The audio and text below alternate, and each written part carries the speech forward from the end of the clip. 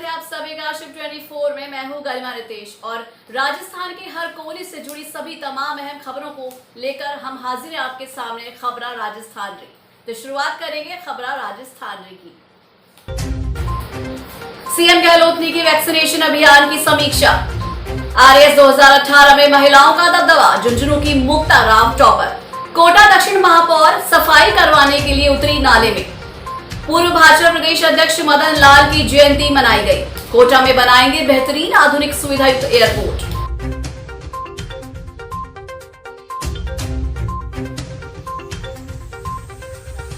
अजमेर के लुडियाना गांव में पेयजल बनी विकराल समस्या। मसूदा प्रधान ने मुख्यमंत्री गहलोत को लिखी चिट्ठी।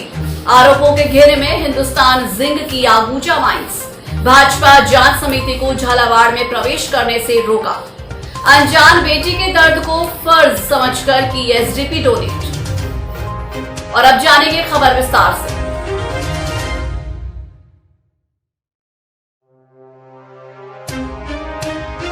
मुख्यमंत्री गहलोत ने अपने निवास से वीडियो कॉन्फ्रेंसिंग के जरिए प्रदेश में वैक्सीनेशन अभियान की समीक्षा बैठक ली। इस दौरान सीएम गहलोत ने कहा कि विशेषज्ञ निरंतर तीसरी लहर की आशंका व्यक्त कर रहे हैं।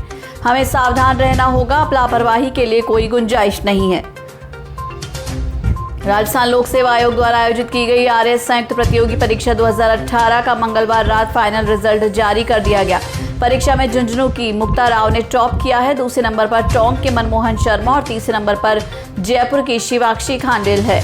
आयोग ने टॉप 10 अभ्यर्थियों की लिस्ट जारी की है। बारिश का मौसम सर पर होने के कारण जब हमारे ब्यूरो हेड उमेश गोस्वामी नालों की सफाई व्यवस्था की खबर को करने के लिए निकले तो उन्हें दक्षिण नगर निगम के महापौर राजीव जी अग्रवाल केशवपुरा के पास स्थित एक नाले पर सफाई करते हुए देखा और उन्होंने जब महापौर से बात की, अभी बारिश का मौसम आ गया है, उसके बाद भी अभी तक नालों की सफाई नहीं हुई, तो इसके बारे में आप क्या कहना चाहते हैं। तो उन्होंने कहा कि मैं विगत 2 महीने से लगातार नाले की सफाई के कार्य को खुद जाकर देख रहा हूं और मेरे द्वारा नाले के अंदर नगर निगम के सफाई कर्मचारी को उतार कर नाले में जमा कचरा और गंदगी को हटवाया जा रहा है और अभी तक मैंने करीब 50% नालों की सफाई करवाई जा चुकी है। बचे हुए नाले जो भी शहर में बाढ़ का कारण बनते हैं उनकी सफाई भी जल्द करवा दी जाएगी। और सफाई व्यवस्था को देखते देखते महापौर साहब नालों के मोखों को देखने के लिए सीडी के माध्यम से नाले में उतर गए और कहा कि मेरे द्वारा ऐसा करने से मेरे नगर निगम के कर्मचारियों को हौसला मिलता है। उनका कहना था कि कोटा शहर के मध्य से जो भी नाले निकलते हैं वो नाले और नालियां युद्ध स्तर पर साफ किए जा रहे हैं और अगर मानसून की तेज बारिश होती है तो नालों का पानी सड़क पर नहीं आएगा और शहर में जलभराव की स्थिति ना के बराबर होगी। और उन्होंने बताया कि इस साल किसी कारण से नालों की सफाई में देरी हुई, मगर अगले वर्ष हम इस कार्य को मानसून आने से 4 महीने पहले साफ सफाई का विशेष प्रबंध कर इसको कराने की कोशिश करेंगे, जिसके कारण कोटा शहर में कहीं भी नालों के कारण बाढ़ की समस्या ना हो। और इसी संदर्भ में हमने महापौर साहब से बात की। पूर्व प्रदेश अध्यक्ष भाजपा स्वर्गीय मदन लाल सैनी की 78वीं जयंती के अवसर पर कोरोना में अपनी जान गंवाने वाले आर्थिक कमजोर परिवार के बच्चों को सुमन भारती स्कूल देगा निःशुल्क शिक्षा। दिवंगत पूर्व प्रदेश अध्यक्ष भाजपा स्वर्गीय मदन लाल सैनी के परिवार ने 78वीं जयंती के अवसर पर संकल्प लिया कि उनके सिद्धांतों और विचारों को जीवन में आत्मसात कर राष्ट्र निर्माण में अपना जीवन समर्पित करेंगे। लोकतंत्र के सेनानी, कार्यकर्ता निष्ठ, सादगी की मूरत, किसान गरीबों के मसीहा, पूर्व प्रदेशाध्यक्ष भाजपा राजस्थान, पूर्व राज्यसभा सांसद और विधायक दिवंगत पूर्व प्रदेश अध्यक्ष भाजपा स्वर्गीय मदन लाल सैनी की 78वीं जयंती के अवसर पर दिनांक 13 जुलाई 2021 को कोटा की छोटी समाज में प्रातः 11 बजे सर्वप्रथम उनके दामाद डॉक्टर दुर्गा शंकर सैनी ने स्वर्गीय पूर्व प्रदेश अध्यक्ष भाजपा स्वर्गीय मदन लाल सैनी के चित्र पर माल्यार्पण कर दीप प्रज्वलित कर और सभी ने पुष्पांजलि अर्पित की।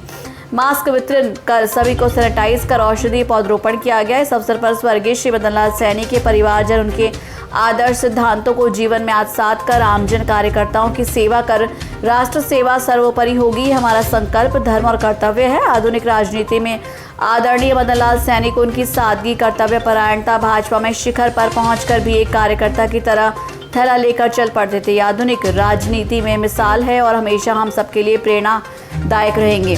सैनी समाज के वरिष्ठ पुरुषोत्तम जी अजमेरा ने स्वर्गीय श्री मदन लाल सैनी की 78वीं जयंती पर घोषणा की कि कोरोना के दौरान जिन परिवार में माता और पिता की सामूहिक निधन हो चुका है, इनके बच्चों को सुमन भारती स्कूल निःशुल्क शिक्षा देगा और सैनिक समाज के अन्य प्राइवेट विद्यालयों को भी प्रेरित करेगा।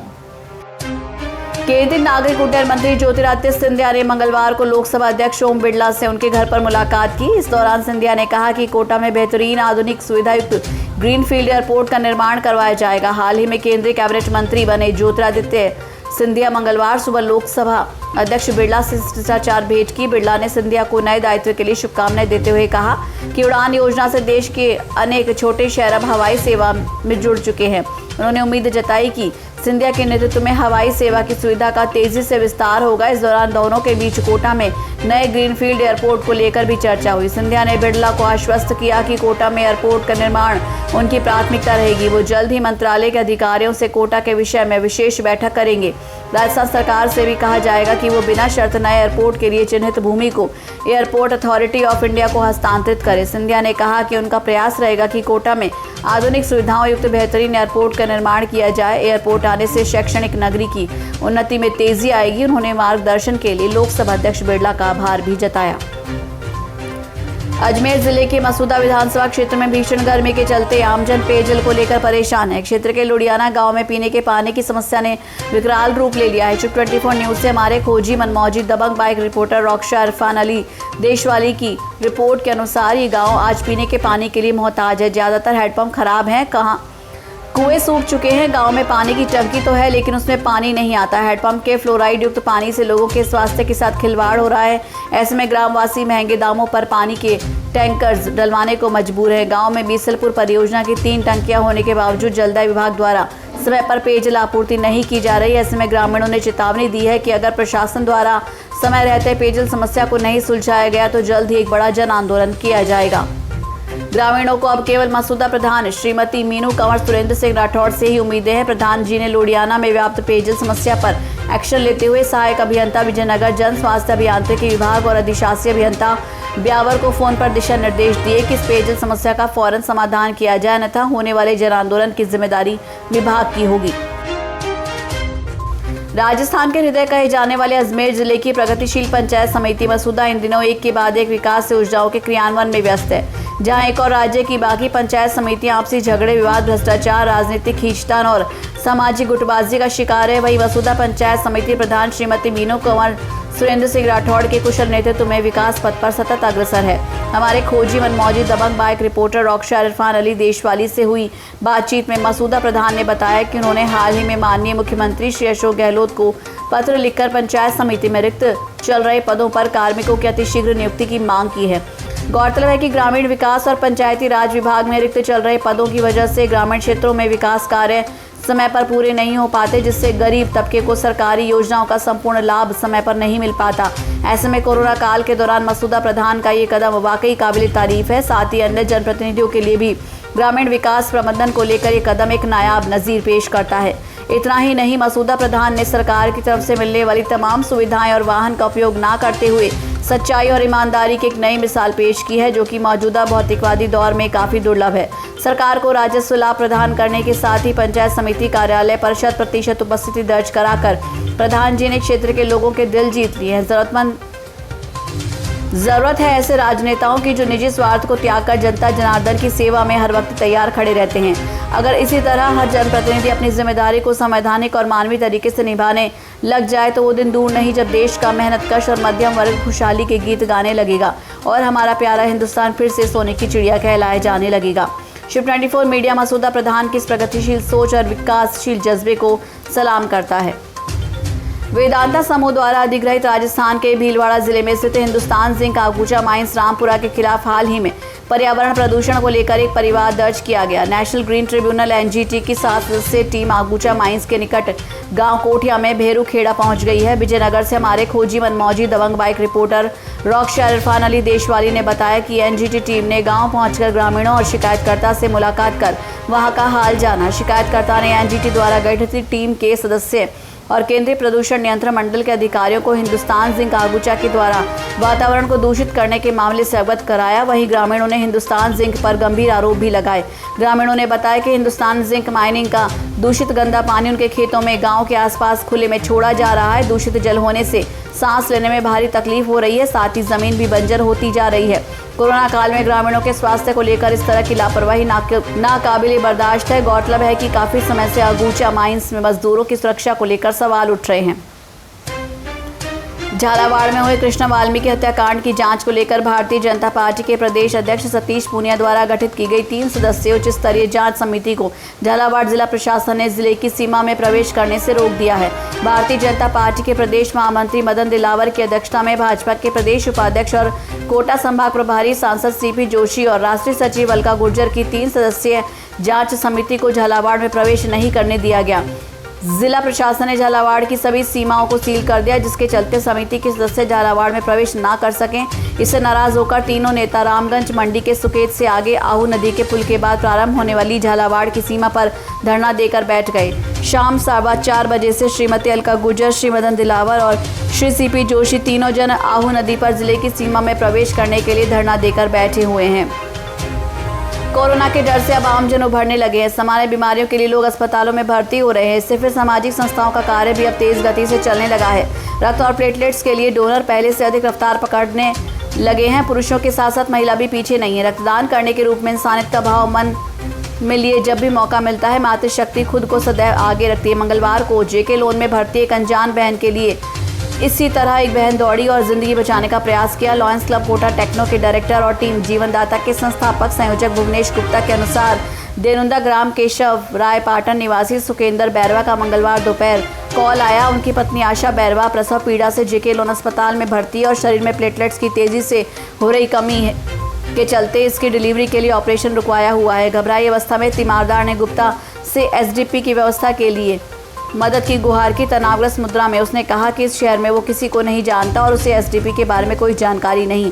गुप्ता ने अपने साथी नितिन मेहता और वैभव गुप्ता से चर्चा कर ग्रुप में संदेश डलवाए। एक अबला बहन की स्थिति को भांपकर सुधा ब्लड बैंक वरिष्ठ टेक्नीशियन बोरखेड़ा निवासी रेणु कौशिक का हृदय पसीजा और फौरन गुप्ता से चर्चा कर एमबीएस ब्लड बैंक आ गई और एसडीपी डोनेट कर दी। मौके पर एमबीएस के HOD doctor HL Meena, medical officer doctor Sudhir Upadhyay और टेक्नीशियन अनिल शर्मा उपस्थित थे। डॉक्टर मीणा ने कहा कि एसडीपी में महिलाओं की भूमिका बड़ी उपलब्धि है। एक नारी की अग्रणी आने से एक परिवार रक्तदान के भाव से जुड़ता है। रिनो का कहना है कि ब्रह्म कुमारी मिशन में हमें मानवीय सेवा करने के लिए प्रेरित किया जाता है, इसलिए उन्होंने अब तक 26 बार रक्तदान और 8 बार एसडीपी दान कर चुकी हैं। निर्धन और असहाय मरीज के पति ने निःशुल्क और इमरजेंसी में हुई व्यवस्था के लिए आभार प्रकट किया और स्वयं भी स्नेक अभियान में जुड़ने के लिए इच्छा जाहिर की।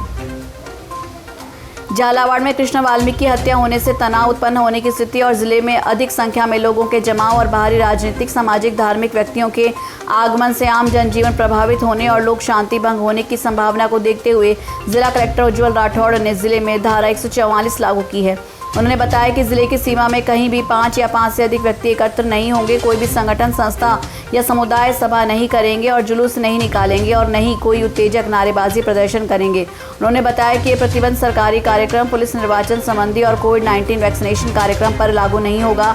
जिले में किसी भी बाहरी राजनीतिक, सामाजिक और धार्मिक व्यक्तियों का आगमन सांप्रदायिक सौहार्द बिगाड़ने की दृष्टि से बिना अनुमति प्रतिबंधित रहेगा। जिले की सीमा में कोई भी व्यक्ति अस्त्र शस्त्र, विस्फोटक और ज्वलनशील पदार्थ लेकर सार्वजनिक स्थानों पर विचरण नहीं करेगा। उन्होंने बताया कि जिले में कोई भी सोशल मीडिया के माध्यम से अनावश्यक लोक शांति भंग करने वाले तथ्य आदान प्रदान नहीं करेगा।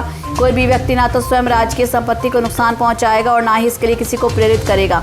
जिला कलेक्टर ने बताया कि धारा 144 जिले में 31 जुलाई तक लागू रहेगी और उल्लंघन करते पाए जाने पर भारतीय दंड संहिता की धारा 188 के तहत कार्रवाई की जाएगी।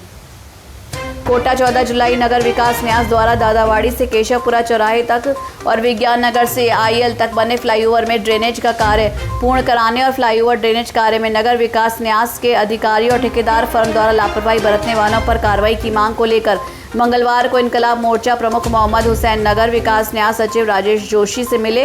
हुसैन ने पूरे मामले से सचिव को मौखिक अवगत कराया। पूरे मामले को सुनने के बाद सचिव राजेश जोशी ने फ्लाईओवर के अधूरे ड्रेनेज कार्य को पूर्ण कराने का आश्वासन दिया और इस लापरवाही में लिप्त अधिकारी ठेकेदार पर भी उचित कार्रवाई करने का भरोसा दिलाया। हुसैन ने बताया कि फ्लाईओवर में ड्रेनेज कार्य नहीं होने की बात 1 माह पहले पत्र लिखकर नगर विकास न्यास सचिव राजेश जोशी को अवगत कराया था, पर 1 महीने में इस मामले पर कोई संज्ञान नहीं लिया गया। इसलिए आज सचिव से मौखिक मुलाकात कर सारे मामले से दोबारा अवगत कराया है। हुसैन ने कहा कि यदि अब भी ड्रेनेज कार्य पूर्ण कर लापरवाही अधिकारियों और ठेकेदारों पर कार्रवाई नहीं हुई तो पूरा मामला स्वायत्त शासन मंत्री शांति कुमार धारीवाल जी से मिलकर अवगत कराया जाएगा। मोहम्मद हुसैन ने कहा कि विज्ञान नगर से आईएल चौराहे तक बने फ्लाईओवर को 9 वर्ष हो गए। इसी तरह केशवपुरा फ्लाईओवर को बने हुए 5 महीने हो चुके हैं, पर फ्लाईओवर ड्रेनेज का कार्य अब तक नहीं किया गया है।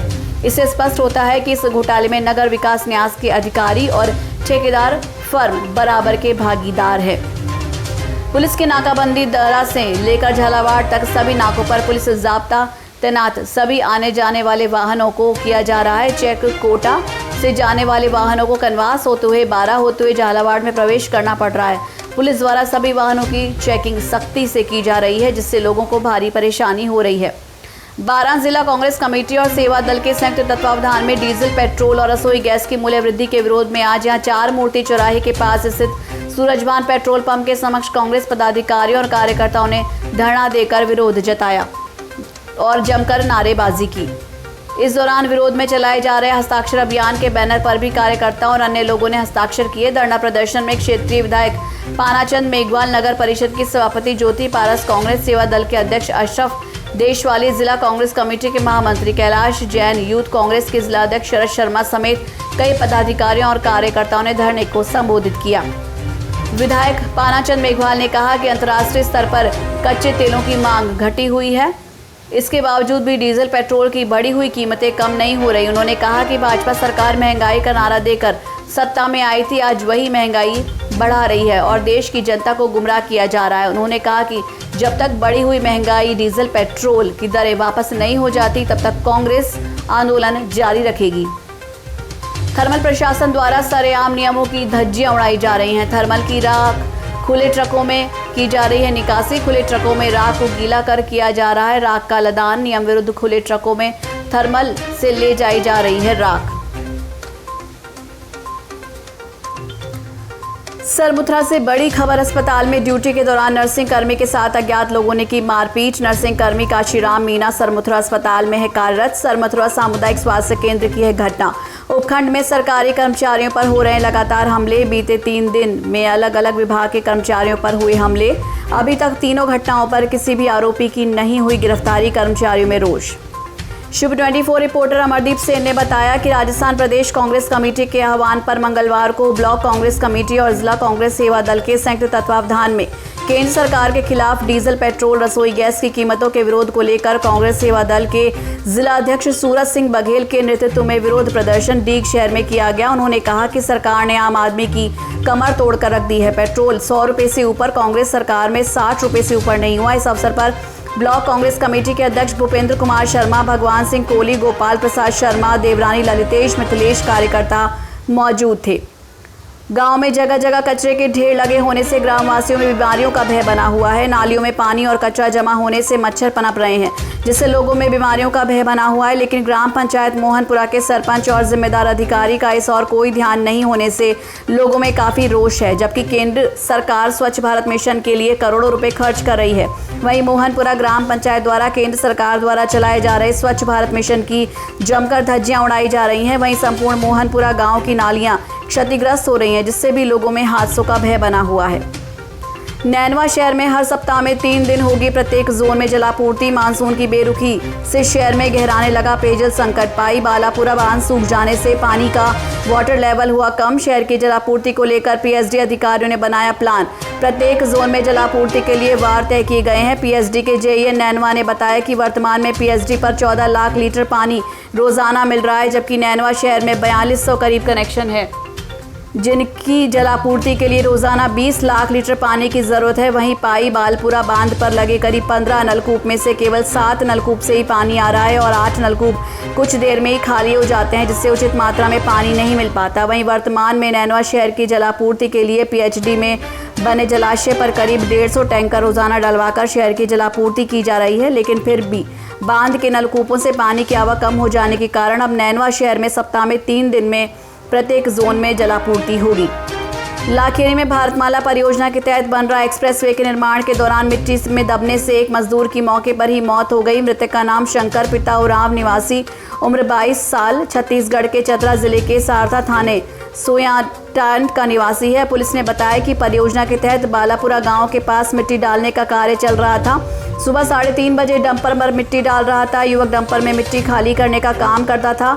युवक डंपर के साथ मिट्टी डालने पहुंचा तो डंपर के पीछे जाकर चालक को पीछे लेकर खाली करने का इशारा किया। उसी समय युवक का पैर फिसल गया। जब तक वो संभला, डंपर ने डाला ऊंचा कर मिट्टी खाली करना शुरू कर दिया, जिससे वो मिट्टी के नीचे दब गया।